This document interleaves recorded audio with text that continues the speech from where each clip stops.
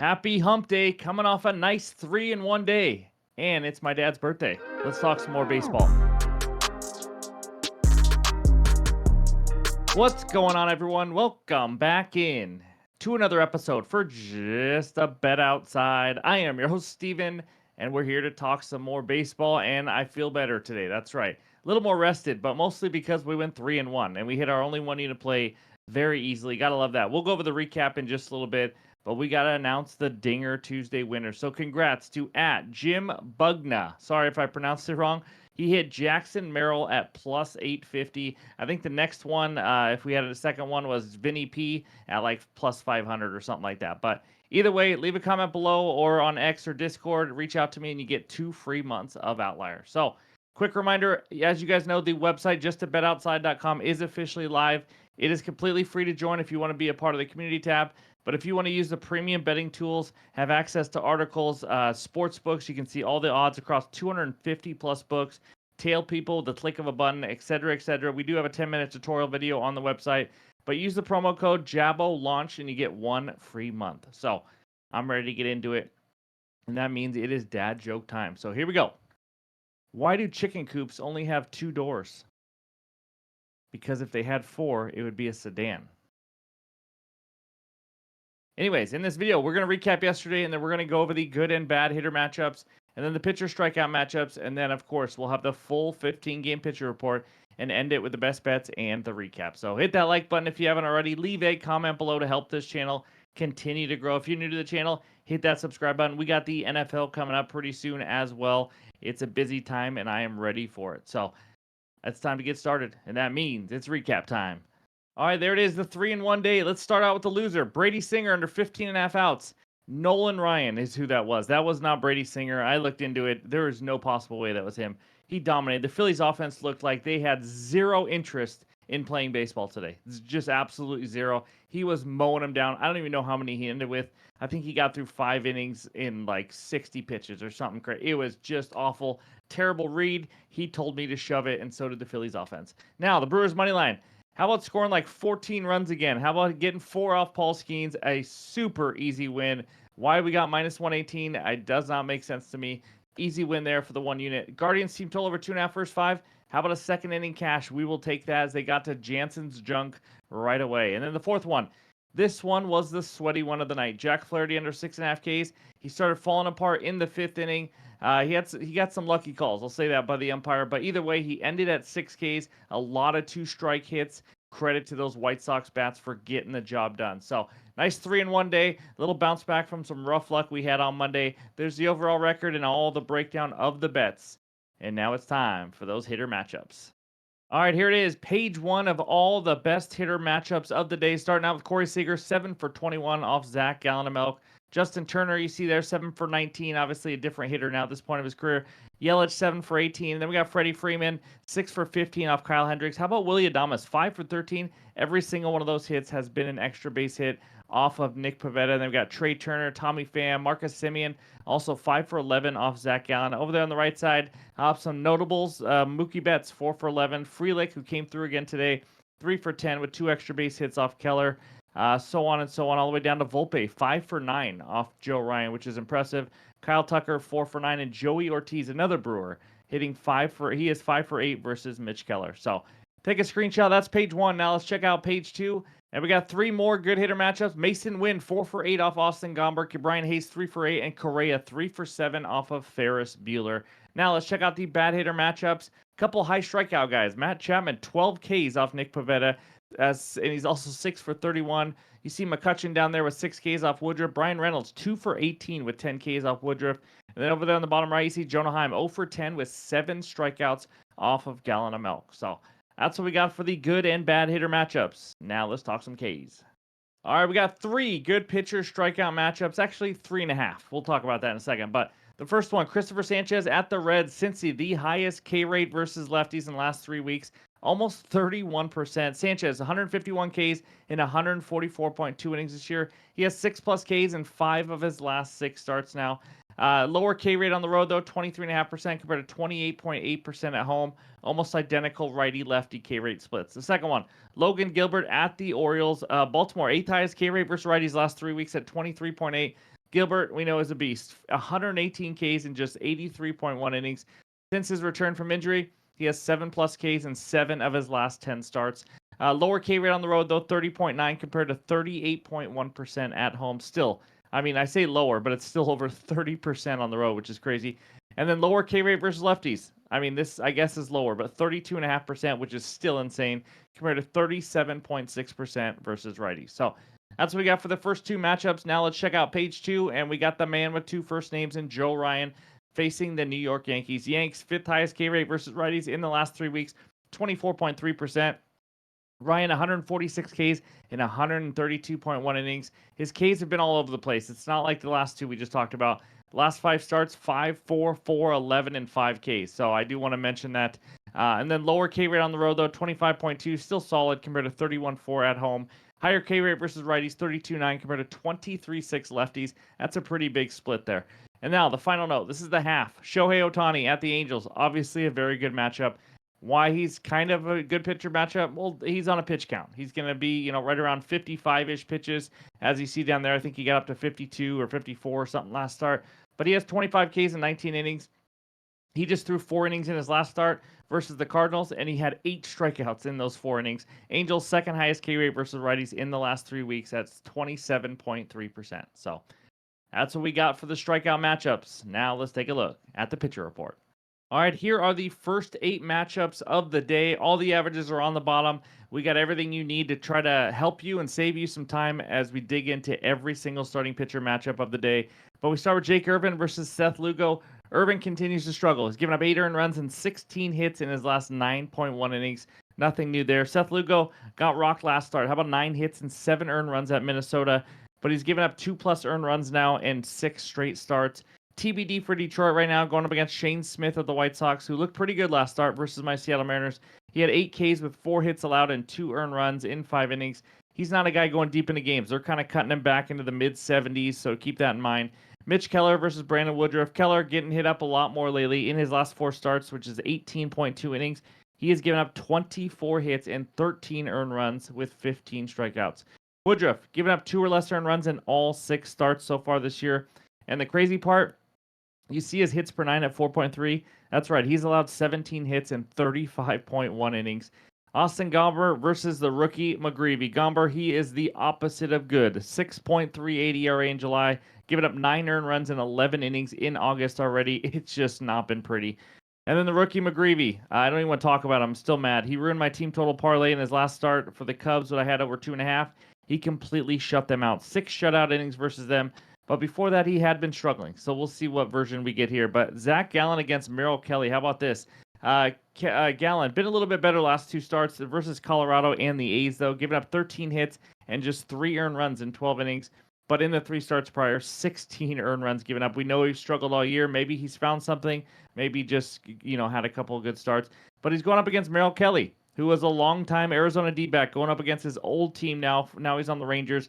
His streak of 2 or less earned runs ended last start, where he gave up 5 hits and had 5 walks for 4 earned runs versus versus the Phillies. And then Nick Pivetta versus Tang. Pivetta, he also had a rare bad start last game, giving up 5 earned runs with 3 walks and just 3 strikeouts in 6 innings versus the Red Sox. The trend here is I've seen a lot of pitchers that have been dominating, and all of a sudden their last start they just struggled, as we just saw with Eovaldi as well. But Tang of the Giants bounced back in his second start. He went 5 scoreless versus the Nationals. I could probably give you 4 to 5 scoreless against them as well. He has 4 Ks in each start. And then Sanchez versus Green. Sanchez given up an incredible 1 or less earned run in 8 of his last 9 starts. This guy's not talked about enough. He is absolutely dominant. Hunter Green, who remembers him? First start since June 3rd. When healthy, one of the best starting pitchers in the league. He did struggle a little bit in the rehab starts. So again, some pitchers take a while, or most pitchers take a little while to get their footing and all that. I think he was stretched out to like mid-high 70 pitches or so in his rehab start. Logan Gilbert versus Trevor Rogers. Great pitching matchup here. Gilbert not as efficient lately, but coming off a 2-hit, 1 earned run start against the White Sox last time out. Trevor Rogers, we've been talking about it for a while now. I love what this guy's doing. He's gave up 8 hits last start, but still just 1 earned run. He's been awesome. Giving up 1 or less earned run now in 6 of his last 8 starts. So that's what we got for page 1. Take a screenshot. Now let's look at the final 7 matchups. And we got another good pitching matchup. Yuri Perez versus Gavin Williams. Perez finally had a bad start. Again, one of those guys, he gave up 5 earned runs in the last game at the Braves, but he had given up 1 or less earned run in 5 of his 6 prior starts. Now, Gavin Williams, he was the guy, if you don't remember, in his last start, tried to get a no-hitter, and he didn't get it. And he ended up throwing 126 pitches in 8.2 innings. He lost the no-hitter, the shutout, and the complete game all in the 9th inning. That was brutal. I'm expecting a pitch limit here because 126 is insane for at least him or any pitcher nowadays. Joe Ryan versus Schlittler. I don't know if I said that right, but Ryan giving up 2 or less earned runs in 7 of his last 8. He's been solid all year. And then Schlittler already given up 6 home runs in 24.2 innings, as you see by the 2.19 home runs per 9. Now, Cade Horton versus Kevin Gausman. I don't know if you guys know this, but Cade Horton has just flat out been one of the best starting pitchers in the league since July 1st. He has now gone 23.2 consecutive scoreless innings. My goodness. Kevin Gausman, been up and down, but coming off a great start in Coors Field, actually, where he had 8 Ks and gave up just 3 hits and 1 earned run. Next one, Walker Buehler versus Hunter Brown. That's right, downtown Hunter Brown and Ferris. Ferris coming off a rare good start of 6 shutout innings at the Padres. Kind of came out of nowhere. He had given up 3+ earned runs in 9 of his prior 11 starts. He struggles versus righties. Hunter Brown looked good again in his last 3 starts, giving up just 4 earned runs in his last 17.1 innings. And he's actually allowed exactly 4 hits in 3 straight games. Carlos Carrasco Tabasco, my goodness, we know him. He's facing one of his former teams here. He's also the opposite of good, giving up 9 earned runs, 16 hits in the 2 starts before since being back. And then David Peterson coming off a rare bad start himself, just like I mentioned a lot of people today. He gave up 4 earned runs in 6 innings versus the Guardians at home. He had given up 2 or less earned runs in 5 straight starts. And then the man, the myth, the legend, Shohei versus Kyle Hendricks. Ohtani coming off 4 innings last start. Like I mentioned already, K'd 8 batters, gave up just 2 hits. His pitch count was around 54. And then Hendricks, he's been average this year, which to me is actually surprising. I didn't think he would. Even a 3.9 expected ERA. He's coming off a 3 earned run start over 5 innings, which is pretty much what he seems to do around every time. That was at Detroit. And then we end it with Drew Rasmussen versus Gin and Tonic. Rasmussen now pitched 11.1 consecutive scoreless innings. He's a guy who's good for about 75, maybe 80 pitches, though. And then Jin, after having 4 or less Ks in 6 straight starts, guess what he did last start? 9 Ks at Baltimore. Why? Because it's baseball, and sometimes that just happens. But that's what we got for all 15 matchups and all the research help. Now it's time for the best bets. All right, this first one takes us out to Cincinnati, where the Reds host the Philadelphia Phillies. Phillies on the money line, -143. Reds money line, +118, with a total of 8.5 runs. My first bet I'm taking right from that pitcher strikeout matchups. Give me Christopher Sanchez over 5.5 Ks, -122 on FanDuel. This is a half unit play for me here. We talked a lot about this one in the K matchups for those of you that like to fast forward. But Reds offense versus lefties, just a quick summarize. They're the #1 highest strikeout rate in the league over the last 3 weeks at around 30%. Tons of high strikeout guys in this Reds lineup. As you can see by this Outlier screenshot, yes, there is a ton that Outlier has to offer. Again, click that link below. You get a 7-day free trial. But they have 6 guys with a 24% or higher K rate versus lefties. Ellie, 30%. Gavin Lux, 31.5%. Noel Marte, 26.5%. Matt McLean, 29.2%. Spencer Steer, 28%. Miguel Andujar, 24.1%. There's a lot of targets here for Sanchez. And in general, they have struggled to hit lefties all season long. Now, Sanchez, as I said earlier, 6+ strikeouts in 5 of his last 6. We just need him to have one of those games. Yes, his K rate is lower on the road, but as you can see by this Outlier screenshot, still over in 7 of 13 road games, over in 4 of the last 5 road games as well. And the most recent 3 unders, they were against really low K rate teams. The 4 overs, actually pretty impressive. 6 at the Padres, 6 at the Rangers, 8 at the Giants, and 11 at Houston. I mean, pretty impressive stuff. Now, the final part I love, if you don't know much about Sanchez, he goes deep into games. That's why I like this over Ks. His outs line is set at 18.5. 18.5. I mean, we're talking 6 innings is like a minimum for him to go here. He goes deep into games. If he gets 6 innings, hold on, let me do the math. Carry the 1. I just need 1 K per inning. That's it. Hash brown math. Give me Sanchez over 5.5 Ks as my first best bet. All right, this second best bet is something I don't think I've done all season long Give me a money line parlay. The Brewers and the Mets on the money line plus 126 on FanDuel. It's a one unit play. Now, I'm not usually a fan of money line parlays when it comes to baseball, but this one jumped out at me, especially plus 126. I like both teams on the run line. I was trying to figure out if I want to play that, but two home teams on the run line. This is how I ended up here, just to ramble and go all that. But real quick, let's talk the Brewers money line first. They're pretty good. They haven't lost since like I was a kid or something. They have their ace on the mound versus a bad Pirates offense. Woodruff, like I mentioned, allowed 2 earned runs or less in all 6 starts. I fully expect him to go at least 5-6 innings here and give up 0 or 1 earned run. And then Mitch Keller, been struggling more lately, as I mentioned before, giving up 24 hits, 13 earned runs in his last 18.2 innings. Brewers are very familiar with him, obviously being in the same division and all that. Brewers just got 4 runs off of Skeens. They are hitting absolutely everybody. They're a top 3 offense overall versus right-handed pitching. If you look at this game, they have the advantage in all 3 aspects. Starting pitcher, offense, bullpen. I expect them to blow them out of the water. Now, it's a getaway day. It's an early game. Maybe they have a weaker lineup and all that. So maybe you see a lower scoring game. You see a low total here. So I'm just going to play it on the money line instead of doing any run lines. But give me the Brewers for their 12th straight win. Now, the second one, the Mets money line. Those 2 words are 2 or 3 words are tough to say out loud and say and feel confident. I know the Mets have not played well lately. It was nice to see their bats come alive yesterday, though. Every time or every team in this league should be able to hit Carrasco. I mean, I've talked about this before. He is awful. He is just not good. Mets team total is juiced heavily over at 2.5 in the first 5 innings for a reason. I expect it to be 3.5 here pretty soon. Carrasco, 9 earned runs and 16 hits in his last 2 starts. Again, this guy is only in the majors because of all the injuries that the Braves have had. David Peterson takes the mound for the Mets. He has been extremely consistent this year. And at home, we've talked about a 2.33 ERA, 2.26 average against a 1.12 whip. The Mets at home in David Peterson's 12 starts. How about a 10-2 record? I will take it. Peterson gave up 3 earned runs in 7 innings against Atlanta earlier this year. But again, it was in Atlanta, and Atlanta had more guys, and they were better. The Braves are a shell of themselves on offense right now. They've packed it in. Still no Acuna, still no Riley.